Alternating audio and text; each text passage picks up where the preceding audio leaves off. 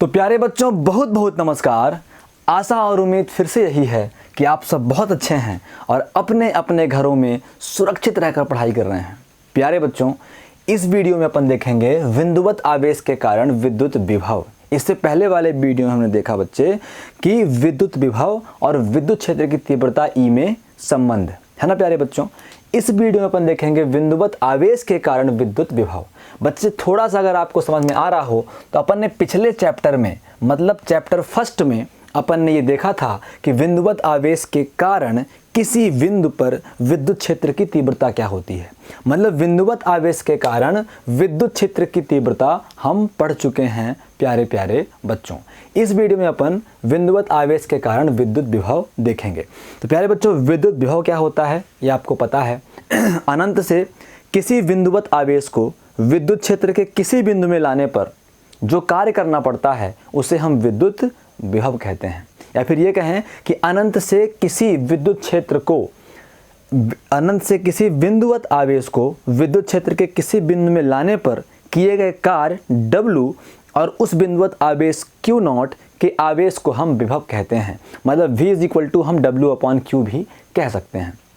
अभी अपन देखेंगे कि बिंदुवत आवेश के कारण विद्युत विभव कितना उत्पन्न होता है। ठीक है बच्चे, तो इसके लिए हमारे पास हमने मान लिया कि एक +Q आवेश है, इससे r दूरी पर बिंदु P पर हमें विद्युत विभव की गणना करनी है प्यारे बच्चों।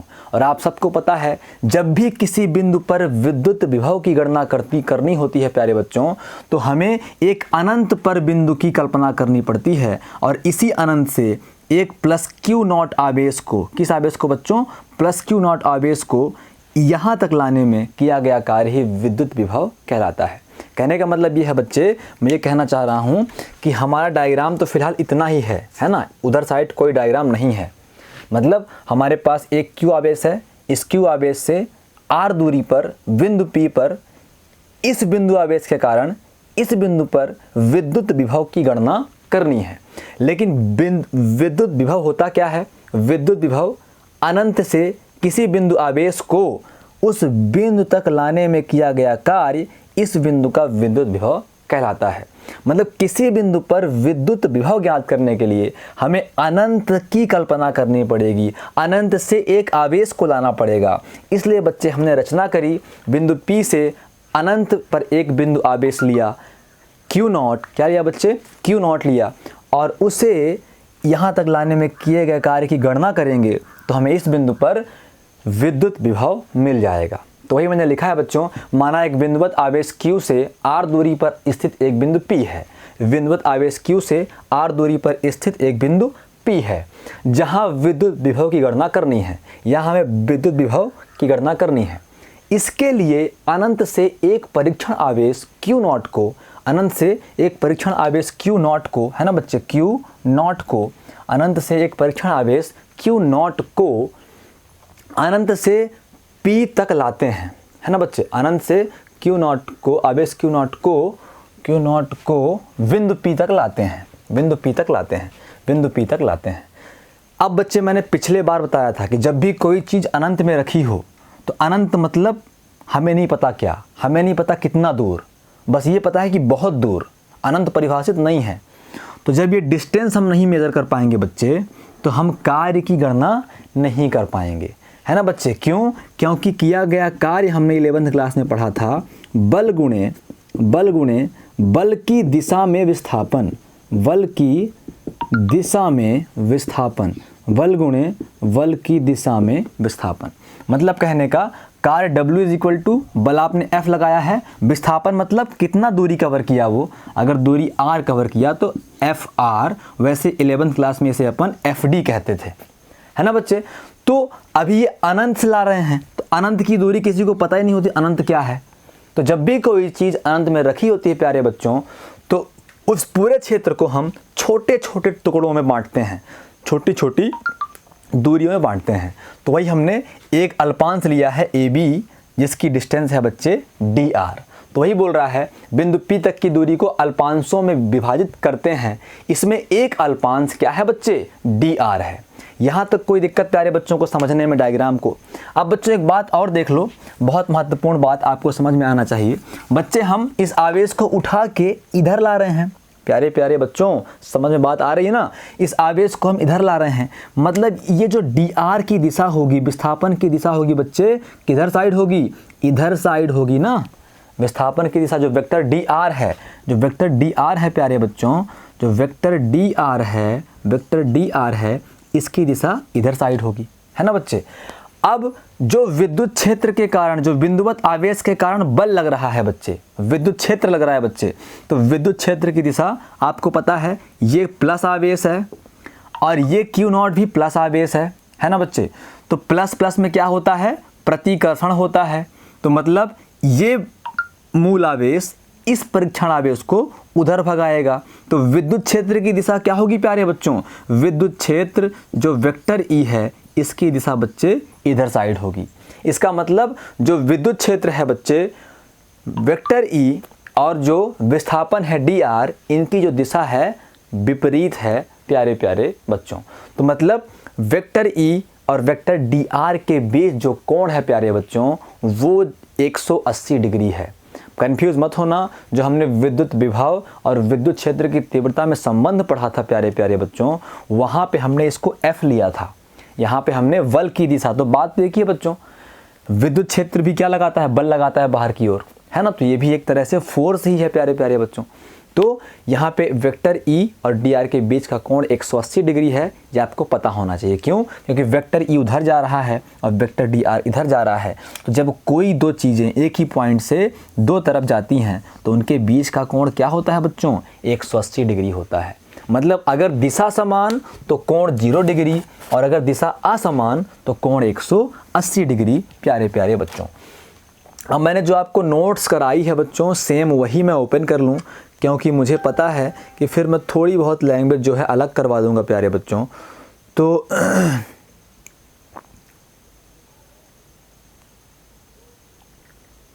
ये क्या है, किसका मैसेज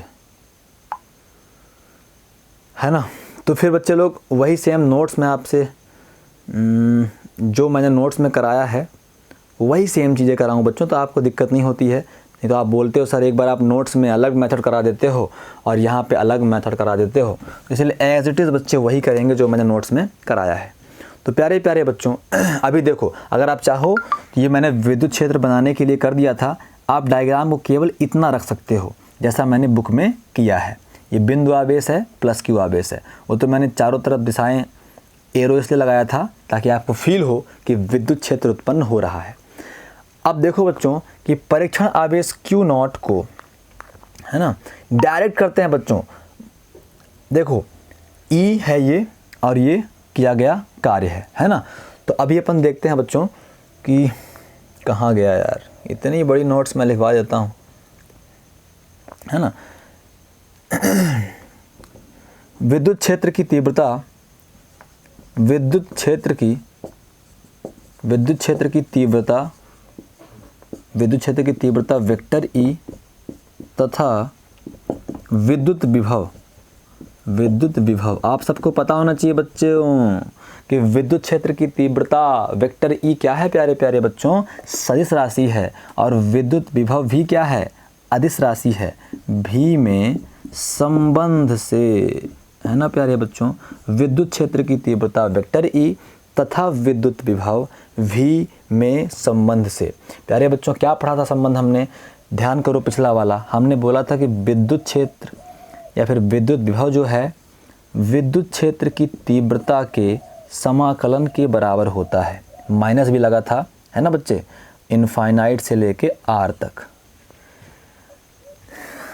FDR था, FDR को हमने वेक्टर EDR बनाया था बच्चों, आपको ध्यान होगा, F/Q करके। बात समझ में आ रही कि नहीं आ रही प्यारे बच्चों को।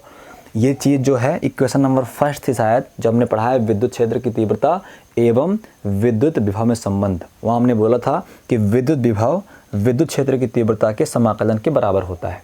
तो इसका मतलब इनफाइनाइट से R, इनफाइनाइट से R दूरी तक लाने में किया गया कार्य। ठीक है बच्चों, ये होता है। अब हम बोलेंगे किंतु, हम क्या बोलेंगे, किंतु हमें पता है कि जो ई होता है प्यारे बच्चों, ये जो हमारा वेक्टर ई होता है विद्युत क्षेत्र की तीव्रता, वो होता है KQ/R²।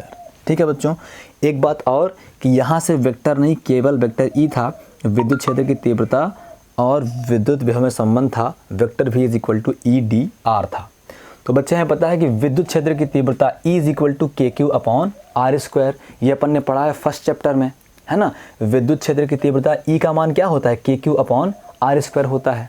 ठीक है, तो हम यहाँ मान रखेंगे तो V = क्या हो जाएगा, -इंटीग्रेशन इनफाइनाइट टू R।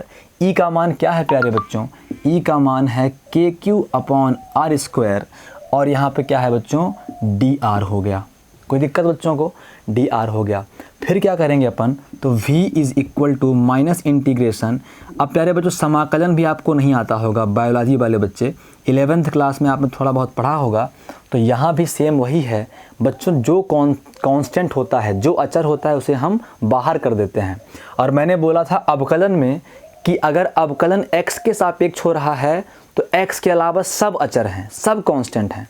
ऐसे अगर समाकलन प्यारे बच्चों r के सापेक्ष हो रहा है तो r के अलावा इसमें सब अचर हैं, तो k q जाएंगे बच्चों बाहर, कांस्टेंट है बाहर जाएंगे, अंदर बचेगा इनफाइनाइट टू r में 1/r²। इसे कर देंगे प्यारे बच्चों हम dr। प्यारे बच्चों कोई दिक्कत हो तो बच्चे ज़रूर बताएंगे। तो यहाँ से बच्चों V = अब मैं मिटा के ऊपर करूँगा क्योंकि जगह चाहिए होगी हमें काफ़ी ज़्यादा। बहुत कठिन नहीं है बच्चे, बहुत आसान है। और जब अपन बिंदुवत आवेश के कारण विद्युत विभव निकाल लेंगे तो हम इसके न्यूमेरिकल भी करने लग जाएंगे। तो प्यारे बच्चों अभी हमको पता है कि V = इसे मैं कैसे लिख सकता हूँ, -KQ है यहाँ पे, इनफाइनाइट टू R है, 1/R² को प्यारे बच्चों मैं R⁻² कर सकता हूँ, और इसे मैं dr कर सकता हूँ। सबको पता है जब भी कोई पावर अंश से हर में या हर से अंश में जाती है उसका चिन्ह बदल जाता है। R² को ऊपर ले जाएंगे बच्चों तो R⁻² हो जाएगा। अब बच्चों हमें एक फार्मूला पता है, हमें कि since we know that integration x⁻n dx = होता है x⁻n+1/n+1। कोई दिक्कत बच्चों को, तो यहाँ पे V = होगा -KQ। जब भी इसे कहते हैं बच्चे निश्चित समाकलन, क्या कहते हैं बच्चों, निश्चित समाकलन। ये कहता है इनफाइनाइट से R। बायोलॉजी वाले बच्चे सिर्फ अभी इतना समझ लो आप कि समाकलन का मतलब होता है क्षेत्रफल निकालना। किसी भी एरिया का अगर हमें समाकलन निकालना होता है, इसका मतलब उस एरिया का हमें क्षेत्रफल निकालना होता है। तो उसमें होता क्या है कि हम एक टुकड़े का एरिया निकाल के उस फंक्शन का समाकलन कर देते हैं, उस फंक्शन का बच्चों समाकलन कर देते हैं।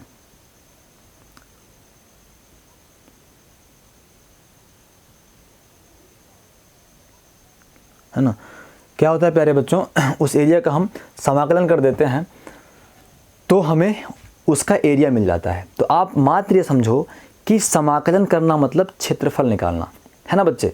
तो यहाँ पे समाकलन करना मतलब पूरा चीज़ पता करना, अल्प से पूर्ण पता करना। बच्चे कहाँ पे हम dr मतलब अल्प में है, कहाँ है, अल्प में है।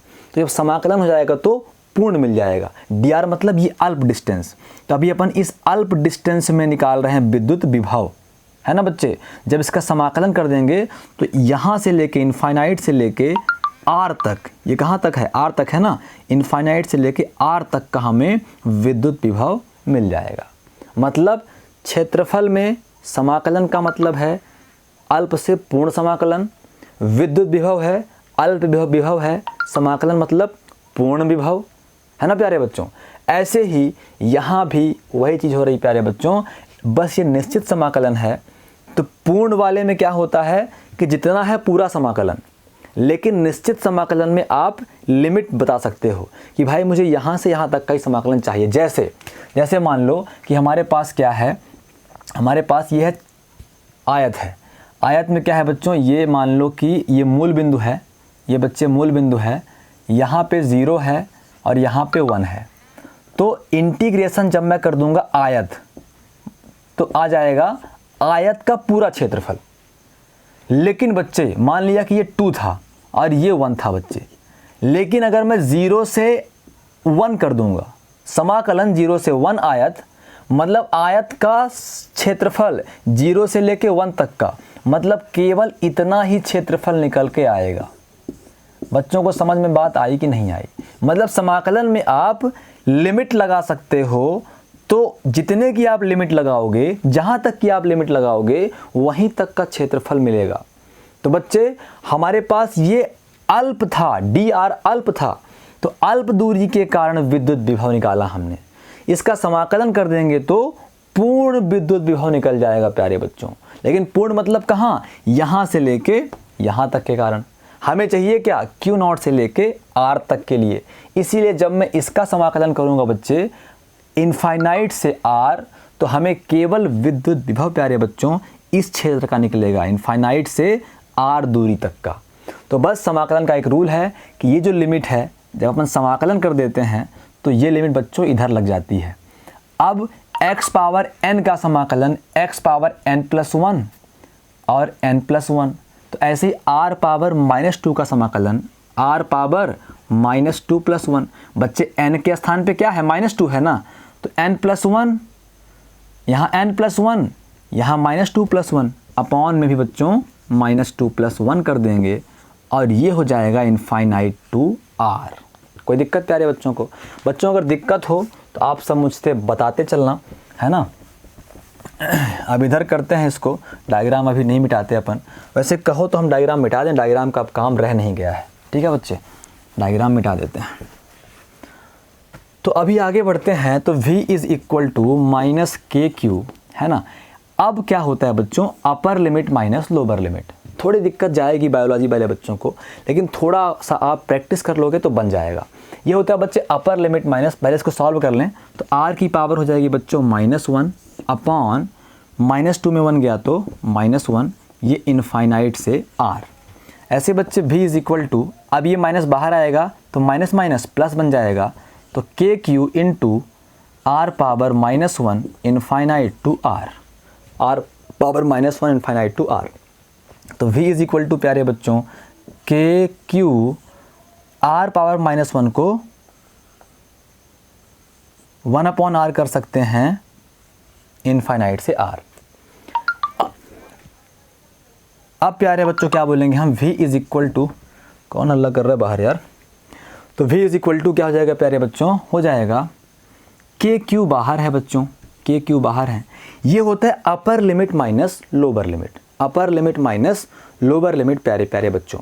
अपर लिमिट जैसे 1 अपॉन, अपर लिमिट का मतलब है कि जो r के स्थान पे जो यहाँ है वो रखो, तो r बराबर r रखेंगे तो 1/r आ जाएगा, माइनस लोअर लिमिट r के स्थान पे जो वहाँ है वहाँ रखो, तो r के स्थान पे आ जाएगा बच्चों इनफाइनाइट। तो कुल मिला के v is equal to kq into 1/r है, तो कुल मिला के v is equal to kq/r। ये प्यारे बच्चों बिंदुवत आवेश के कारण विद्युत विभव का फार्मूला है। बच्चे कुछ कठिन नहीं है, कोई दिक्कत नहीं है।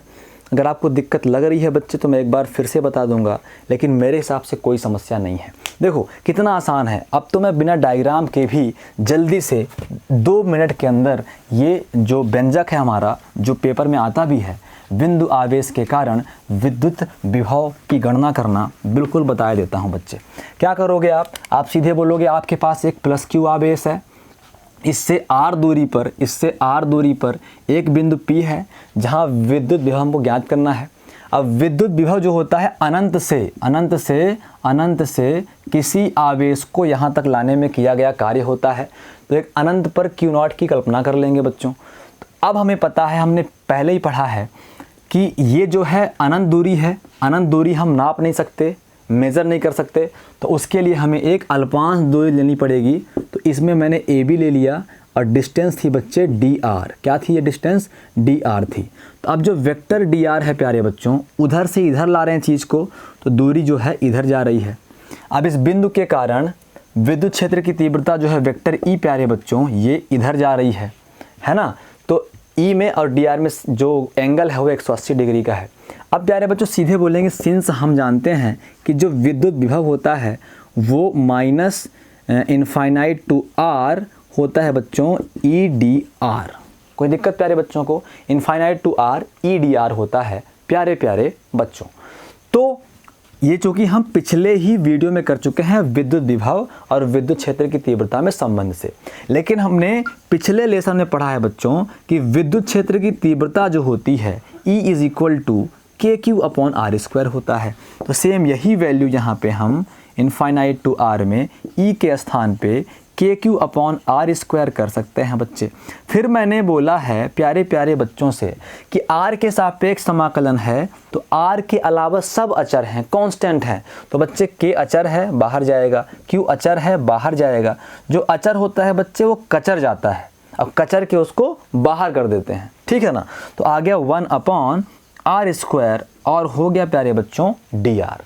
अब समाकलन के पास जाना पड़ेगा हमें और हम बोलेंगे v is equal to minus k q और इसको व्यवस्थित करना पड़ेगा फार्मूले के जैसे infinite to r 1 upon r square को r पावर -2 कर देंगे और यहाँ कर देंगे डी आर। अब बच्चे समाकलन जब भी होता है तो ये वाला ब्रैकेट लग जाता है जब लिमिट लगी होती है तब, और यहाँ पे इनफाइनाइट टू आर लग जाता है। बच्चों समाकलन अगर इंटीग्रेशन x पावर n रहे, x की पावर कुछ रहे, तो हो जाता है बच्चे x पावर n dx रहे, तो x की पावर n था तो n+1 अपॉन में भी n+1। तो ऐसे बच्चों अगर r की पावर n dr होगा तो r power n+1 upon n+1 होगा। तो यहाँ पे r पावर -2 है, मतलब n के स्थान पे -2 है, तो जहाँ जहाँ n है फार्मूले में वहाँ वहाँ -2 कर दें, तो r पावर -2+1 अपॉन -2+1। कोई दिक्कत प्यारे बच्चों को? दिक्कत हो बच्चों तो बता दो आप हमें। इसके बाद v is equal to k q r power -1 upon -1 infinite to r। ठीक है बच्चों, अभी क्या होगा, अपन इसको मिटा रहे हैं प्यारे प्यारे बच्चों। अभी क्या होगा, v is equal to minus minus क्या हो जाएगा बच्चे, प्लस हो जाएगा, प्लस के क्यू, और यहाँ पे r पावर -1 बचेगा इनफाइनाइट से r। ठीक है बच्चे, इनफाइनाइट से r। तो v is equal to k q, r power -1 को 1 अपॉन r कर सकते हैं, अपॉन मिलाएंगे तो पावर -1 था तो +1 बन जाएगा, +1 लिखने की आवश्यकता नहीं होती। अब बच्चे इसे बोलते हैं हम अपर लिमिट, इसे बोलते हैं हम लोअर लिमिट। तो फार्मूला होता है अपर लिमिट माइनस लोअर लिमिट। तो 1 अपॉन r के स्थान पे रखो अपर लिमिट, तो r के स्थान पे अपर लिमिट क्या है, r है, तो r के स्थान पे r आ गया। फिर माइनस लोअर लिमिट, तो 1 अपॉन r होना चाहिए, लेकिन r के स्थान पे लोअर लिमिट इनफाइनाइट लगा दो बच्चे, इनफाइनाइट लगा दो बच्चे। तो v is equal to k Q, अंदर बचा 1 अपॉन r। ऐसा क्यों बच्चे मैंने बोला 1 अपॉन r बचा? पिछले बार शायद नहीं बताया था बच्चों, जो किसी के अपॉन में इनफाइनाइट जो होता है बच्चे, 1 अपॉन इनफाइनाइट, ये क्या होता है, 0 होता है। तो एक बार अपन करके देख लेते हैं। ये हो गया 0 प्यारे बच्चों। किसी के अपॉन में इनफाइनाइट कर दो, क्या आएगा बच्चे, 0 आएगा। तो ऐसे v is equal to k Q into 1 upon r हो गया। तो प्यारे बच्चों v is equal to k Q upon are, ये हो गया विद्युत विभव जो हमें निकालना था। तो ये बच्चे बिंदु आवेश के कारण, बिंदु आवेश किसके, प्लस क्यू के कारण विद्युत विभव हो गया। अब कोई भी आवेश बोले, 5 कूलाम बोले, क्यू के स्थान पे 5 कूलाम कर दो, दूरी दिया रहेगा, के दिया रहेगा।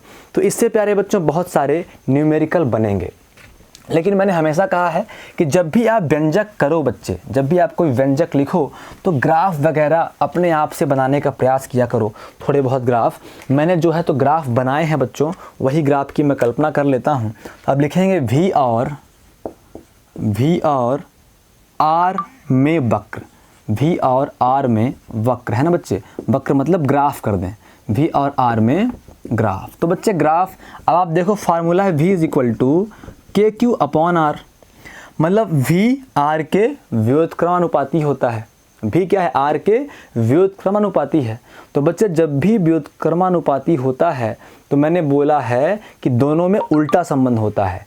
जब R बढ़ाएंगे तो V घटेगा और R घटाएंगे तो V बढ़ेगा, है ना। तो इनका जो ग्राफ बनता है सेम ग्राफ बनता है बच्चे। अगर आप इसको ले रहे हो R से, इसको अगर आप R से ले रहे हो बच्चे, मैंने क्या लिया है नोट्स वाले में, इसको मैंने R ही लिया है, और यहाँ भी प्यारे बच्चों मैंने नोट्स में अपने इसको V लिया है, तो ग्राफ हमेशा ऐसा होगा। ठीक है, देखो R का मान कम है ना अभी यहाँ पे, अगर R 1 है तो V कहाँ है, यहाँ 5 होगा। R बढ़ा दिए 2 कर दिए, V भी 2 हो गया। तो कहने का मतलब ये है बच्चे, ये ग्राफ हो गया। अब ऐसे ही एक और ग्राफ है नोट्स में हमने बनाया है, V तथा 1/V में ग्राफ, 1/R में ग्राफ, है ना बच्चे। 1/R में ग्राफ ये कुछ ऐसे बना है बच्चों, ये हो गया हमारा 1/R हो गया ये, और ये हो गया हमारा V।